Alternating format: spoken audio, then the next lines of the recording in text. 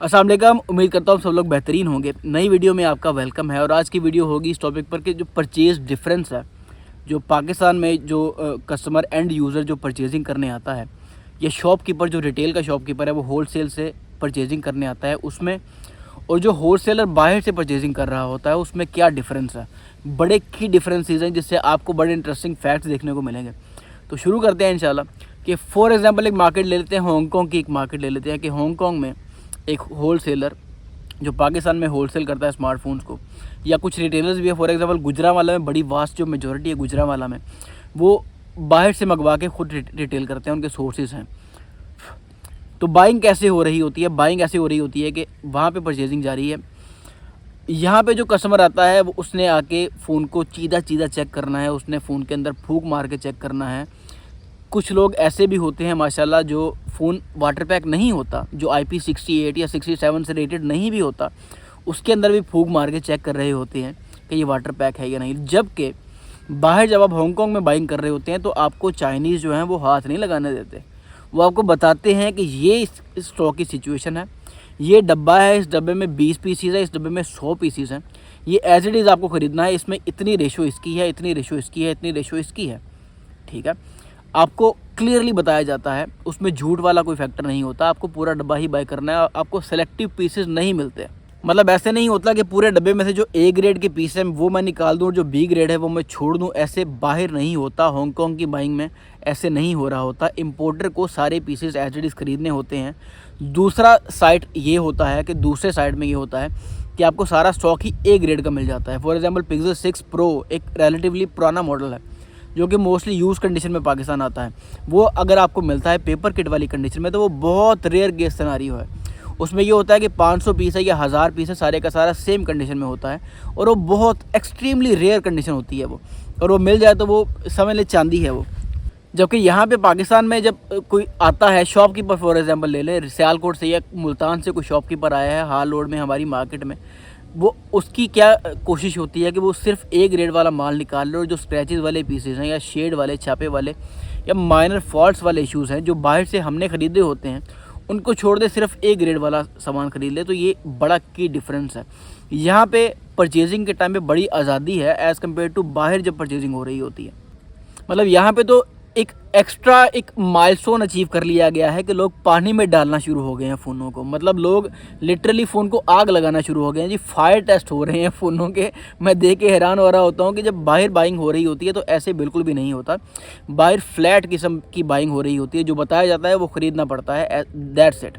Original का मतलब original है, रिफर्बिश का मतलब रिफर्बिश्ड है। लेकिन पाकिस्तान में चूँकि शॉपकीपर्स भी कुछ ऐसे करते हैं कि रिफर्बिश्ड सामान को ओरिजिनल कह के बेचना शुरू कर देते हैं, उसलिए ग्राहक भी जो है वो जो एंड यूज़र है वो थोड़ा रिलक्टेंट होता है। उसकी रिलक्टेंसी की वजह से अल्टीमेटली वो फिर ज़्यादा उस चीज़ को चेक करता है। कैमराज में फ्लैश मार के चेक करते हैं कि कैमरा में कहीं डॉट शेड वगैरह, डॉट वाला सिनारियो तो नहीं है, कैमरा के अंदर डस्ट वगैरह तो नहीं है। उसी तरह फ़ोन को पानी में डाल के चेक करवाने का मुतालबा करते हैं लोग। हालांकि होलसेल की मार्केट में, हालों की होलसेल की मार्केट में पानी में डालने वाला सिनारियो बिल्कुल भी नहीं है। होलसेल की मार्केट में आप फ़ोन पानी में डाल के नहीं चेक कर सकते, ना वो चेक करवाते हैं आपको। खैर, ये जो पानी में डालने वाला और ये जो है ये गिमिक है, पानी में डालना फ़ोन को या फ़ोन को आग लगाना, फॉर एग्जांपल फायर टेस्ट करना, ये एक गिमिक है। इसमें कोई रियलिटी नहीं है। रिफर्बिश फ़ोन को भी टेम्परेली पानी में डाला जा सकता है और जो रिफर्बिश फ़ोन है उसको टेम्परेली आग भी लगाई जा सकती है। तो वीडियो बनाने का पर्पज़ सिर्फ ये था कि पाकिस्तान में अगर काश ऐसा माहौल क्रिएट हो जाए जो बाहर होता है कि जी ये सामान है, ये इसकी क्वालिटी ये है, उसमें झूठ वाला कोई सिनेरियो नहीं है, एज इट इज़ है, और लोग आएँ और ब्लाइंडली अपने पैसे देके सेफली चीज़ को बाय कर सके, झूठ वाला सिनेरियो ही ख़त्म हो जाए। एक्चुअली दुबई में भी ऐसे हो रहा होता है। दुबई में किसी की मजाल नहीं है कि रिफर्बिश सामान बेच ले।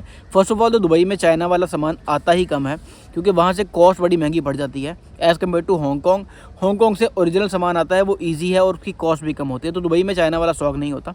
तो दुबई में भी बाइंग ओरिजिनल की ही चल रही होती है। लेकिन दुबई में या हांगकॉन्ग में किसी की ज़रूरत नहीं है, वहाँ की गवर्नमेंट की इतनी स्ट्रिक्ट पॉलिसीज़ की वजह से किसी की ज़रूरत नहीं है कि झूठ बोल के कोई चीज़ बेच दे।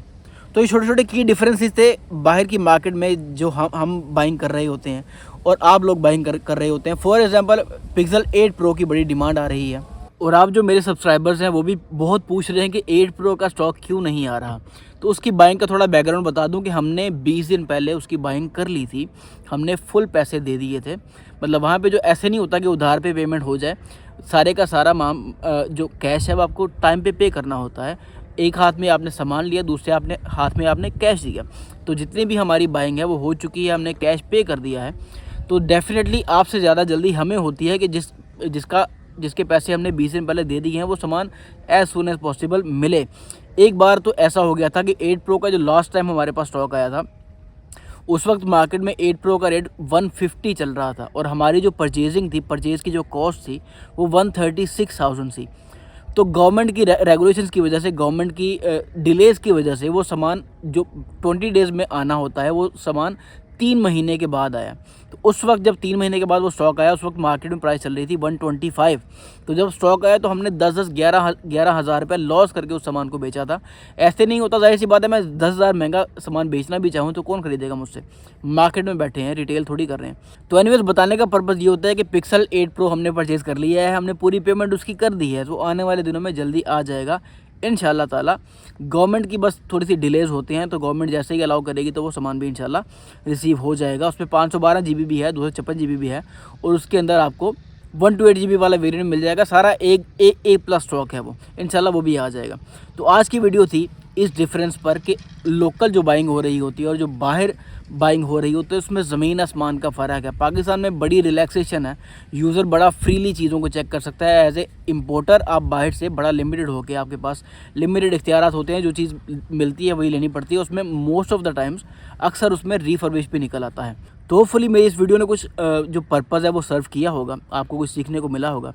मिलते हैं इंशाल्लाह अगली वीडियो में, तब तक अपना ढेर सारा ख्याल रखिएगा। अल्लाह हाफ़िज़।